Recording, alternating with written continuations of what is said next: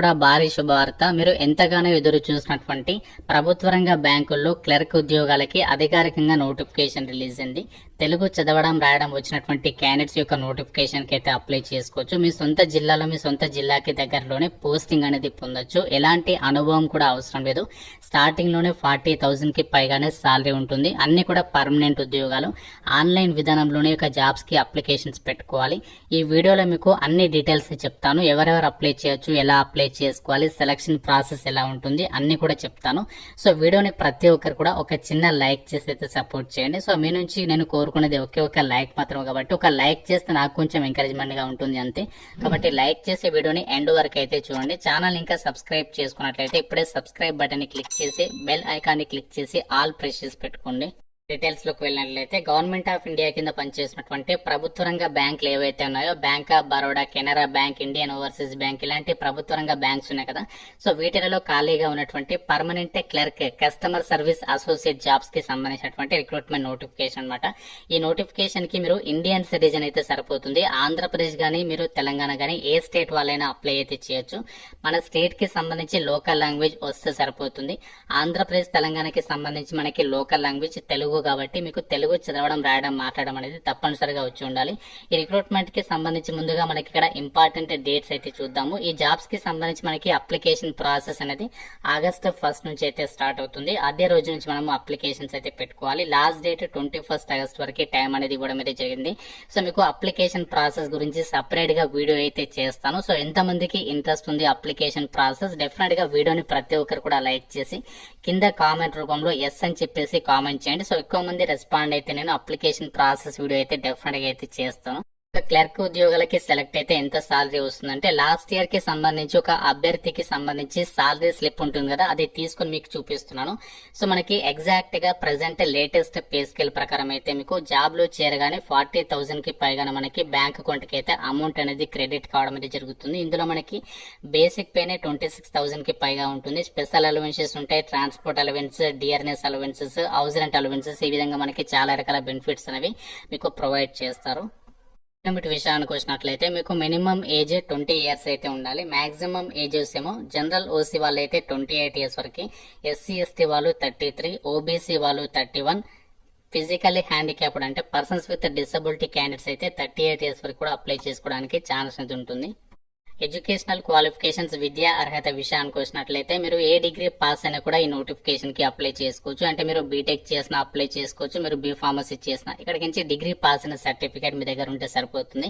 Apply చేసుకోవడానికి chance అయితే ఉంటుంది. కంప్యూటర్ కి సంబంధించి నాలెడ్జ్ ఉండాలి, తెలుగు లోకల్ లాంగ్వేజ్ రావాలి అని చెప్పేసి కూడా నోటిఫికేషన్ లో క్లియర్ గా అయితే మెన్షన్ చేస్తారు. అయితే మీకు డిగ్రీలో మినిమం 60% మార్కులతో పాస్ అయి ఉండాలి అని చెప్పేసి ఇక్కడ నోటిఫికేషన్ లోనే సో క్లియర్ గా అయితే మెన్షన్ చేయడం అయితే జరిగింది. ప్రాసెస్ విషయానికి వచ్చినట్లయితే ఈ యొక్క క్లర్క్ ఉద్యోగాలకి ఫస్ట్ మీకు ప్రిలిమినరీ ఎగ్జామ్ అనేది ఆబ్జెక్ట్ విధానంలో కండక్ట్ చేస్తారు. సో దీనికి సంబంధించి ఎగ్జామినేషన్ ప్యాటర్న్ విషయానికి వచ్చినట్లయితే English language, numerical ability, reasoning నుంచి క్వశ్చన్స్ అడుగుతారు. ఇంగ్లీష్ నుంచి 30 questions 30 marks 20 minutes time. Numerical అబిలిటీనేమో 35 questions 35 marks 20 minutes time. Reasoning వచ్చేసి 35 questions 35 marks 20 minutes time. Total గా 60 మినిట్స్ అంటే జస్ట్ 1 అవర్ ఎగ్జామ్ ఉంటుంది. 100 క్వశ్చన్స్ 100 మార్క్స్. ఇక్కడ క్వశ్చన్స్ అనేవి గమనించండి, ఎక్కువగా ఉంటాయి. 60 మినిట్స్ టైం మాత్రమే ఉంటుంది. కాబట్టి మీరు క్విక్ గా యాక్యురసీగా అయితే ఆన్సర్స్ అనేవి పెట్టాల్సి ఉంటుంది. ఎవరైతే ప్రిలిమ్స్ ఎగ్జామ్ లో మంచి స్కోర్ సాధిస్తారో, క్వాలిఫై అవుతారో వాళ్ళకి మెయిన్ ఎగ్జామినేషన్ ఇది కూడా ఆబ్జెక్టివ్ విధానంలోనే ఉంటుంది. మీకు డిస్క్రిప్టివ్ అయితే ఉండదు, గమనించాలి. ఇందులో మనకి జనరల్ లేదా ఫైనాన్షియల్ అవేర్నెస్ నుంచి 50 క్వశ్చన్స్ 50 మార్క్స్ 35 మినిట్స్ టైం.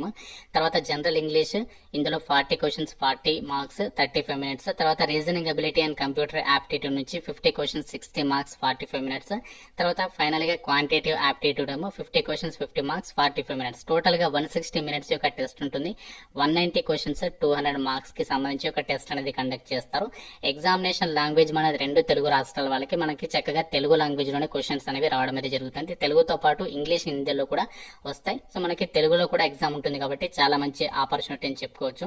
ఈ యొక్క ఎగ్జామినేషన్ లో మనకి నెగటివ్ విధానం కూడా ఉంటుంది. ప్రతి రాంగ్ ఆన్సర్ కి ప్రిలిమినరీ అండ్ మెయిన్ ఎగ్జామినేషన్ రెండింటిలో కూడా ప్రతి రాంగ్ ఆన్సర్ కి మీకు 0.25 మార్క్స్ అనేవి డిడక్ట్ అయితే చేస్తారు. సో ఎవరైతే ప్రిలిమినరీ ఎగ్జామినేషన్ అలాగే మెయిన్ ఎగ్జామినేషన్ పాస్ అవుతారో వాళ్ళకి డైరెక్ట్ గా ఒక వేకెన్సీస్ కి సంబంధించి డాక్యుమెంట్ వెరిఫికేషన్ చేసేసి ఒక వేకెన్సీస్ కి అయితే ఎంపిక చేయడం అయితే జరుగుతుంది. సో మన సొంత రాష్ట్రంలోనే ఎగ్జామినేషన్స్ అనేవి కండక్ట్ చేస్తున్నారు కాబట్టి ఎవరు కూడా ఈ యొక్క ఆపర్చునిటీ అనేది మిస్ చేసుకోవద్దు. సెంటర్స్ విషయానికి వచ్చినట్లయితే ఆంధ్రప్రదేశ్ వాళ్ళకి ప్రిలిమినరీ ఎగ్జామినేషన్స్ వచ్చేసి అనంతపూర్, ఏలూరు, గుంటూరు, విజయవాడ, కడప, కాకినాడ, కర్నూలు, నెల్లూరు, ఒంగోలు, రాజమండ్రి, శ్రీకాకుళం, తిరుపతి, విశాఖపట్నం, విజయనగరంలలో ఎగ్జామ్స్ అనేవి కండక్ట్ చేయబోతున్నారు. అలాగే మెయిన్ ఎగ్జామినేషన్ వచ్చేసేమో గుంటూరు లేదా విజయవాడ, కర్నూలు, విశాఖపట్నంలో అయితే ఉంటుంది. తెలంగాణ వాళ్ళకి వచ్చేసి preliminary examination centres Hyderabad, Secunderabad, Karimnagar, Khammam, Mahabubnagar, వరంగల్లో. మెయిన్ ఎగ్జామినేషన్ హైదరాబాద్, సికింద్రాబాద్, కరీంనగర్లో మీకు ఎగ్జామ్స్ అనేవి నిర్వహించబోతున్నారు. కి సంబంధించి మనకి ఏ ఎగ్జామ్ అనేది ఏ మంత్ లో కండక్ట్ చేయబోతున్నారో మనకి టెంటేటివ్ షెడ్యూల్ అనేది ఇవ్వడం అయితే జరిగింది. ప్రిలిమినరీ ఎగ్జామినేషన్స్ వచ్చేసి మీకు అక్టోబర్ మంత్ లో అయితే కండక్ట్ చేయబోతున్నారు. దానికి సంబంధించి రిజల్ట్స్ వచ్చేసి మీకు నవంబర్ మంత్ లో డిక్లేర్ చేసే అవకాశం అనేది ఉంది. మెయిన్ ఎగ్జామినేషన్ వచ్చేసేమో నవంబర్ లోనే కండక్ట్ చేస్తారు, నవంబర్ ఎండింగ్ అలా. సో మీకు జాబ్ పోస్టింగ్ వచ్చేసాము డైరెక్ట్ గా మార్చ్ లో అయితే మీకు ప్రొవిజనల్ అలాట్మెంట్ అనేది అంటే ఆ యొక్క జాయినింగ్ లెటర్స్ అనేవి ఇవ్వడం అనేది జరుగుతుంది అనమాట. అంటే with in short time period లోనే పర్మనెంట్ సెంట్రల్ గవర్నమెంట్ జాబ్ లో అయితే చేరొచ్చు అనమాట. మీకు ఇక్కడ ఎలాంటి ఇంటర్వ్యూస్ అయితే లేవు, గమనించండి. జస్ట్ 2 ఎగ్జామ్స్ ఉంటాయి, అది క్లియర్ చేస్తే మీకు ఇంటర్వ్యూ లేకుండా చక్కగా జాబ్ లో అయితే చేరిపోవచ్చు. అప్లికేషన్ ఫీజు విషయానికి వచ్చినట్లయితే SC, ST, PWD, ex service men అభ్యర్థులు అయితే 175 రూపీస్ అనేది పే చేయాలి. సో మిగతా అభ్యర్థులు అయితే మాత్రం 850 రూపీస్ అనేది కట్టాల్సి అయితే ఉంటుంది. ఫీజు విషయంలో మాత్రం గవర్నమెంట్ అయితే డెసిషన్ అనేది తీసుకోవాలి. సో ఫీజు అందరికీ కూడా ఒకే విధంగా ఉండేలా, అన్ని జాబ్ నోటిఫికేషన్స్ లో ఒకే విధంగా ఉండేలా సో అది ఇంప్లిమెంట్ చేస్తే బాగుంటుందని చెప్పేసి నేనైతే అనుకుంటున్నాను. అంటే మనకి కొంచెం తక్కువగా అంటే మినిమం 200 ఆ విధంగా ఉండే విధంగా అందరికీ అలా ఉంటే బాగుంటుందని చెప్పేసి నేను అనుకుంటున్నాను. సో దీనిపై మీ యొక్క అభిప్రాయాన్ని కూడా డెఫినెట్ గా అయితే కామెంట్లు రాయండి. సెలెక్ట్ అయితే మనకి పోస్టింగ్ ఎక్కడ ఇస్తారంటే ఆంధ్రప్రదేశ్ అండ్ తెలంగాణ వాళ్ళకి మన సొంత రాష్ట్రాల్లో ఉన్నటువంటి ప్రభుత్వ రంగ బ్యాంక్స్ ఉన్నాయి కదా, bank of Baroda, bank of India, ఇలాంటి ప్రభుత్వ రంగ బ్యాంకుల్లోనే క్లర్క్ గా మీరు డ్యూటీస్ అనేవి చేయాల్సి ఉంటుంది.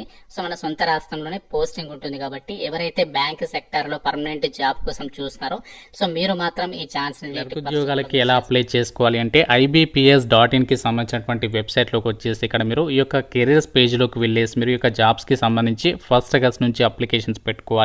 Institute of banking personal selection IBPS వాళ్ళే రిక్రూట్మెంట్ అంతా కూడా చేయడం అనేది జరుగుతుంది. సో మీకు సపరేట్గా అప్లికేషన్ ప్రాసెస్ వీడియో కూడా చేస్తాను, ఎలా అప్లై చేయాలనేది. ఇది మనకి IBPS నుంచి రిలీజ్ అయినటువంటి దేశవ్యాప్తంగా ప్రభుత్వ రంగ బ్యాంకుల్లో ఖాళీగా ఉన్నటువంటి క్లర్క్ జాబ్స్కి సంబంధించినటువంటి నోటిఫికేషన్ డీటెయిల్స్. ఇంకా మీకు ఏదైనా డౌట్ ఉంటే నాకు కామెంట్ రూపంలో అడగండి. ప్రతి ఒక్కరు కూడా వీడియోని లైక్ చేసి మీ ఫ్రెండ్స్తో కూడా ఇక వీడియోని అయితే షేర్ చేయండి. ఛానల్ని ఫస్ట్ టైం చూసిన వాళ్ళు సబ్స్క్రైబ్ చేసుకోండి. Thank you so much guys.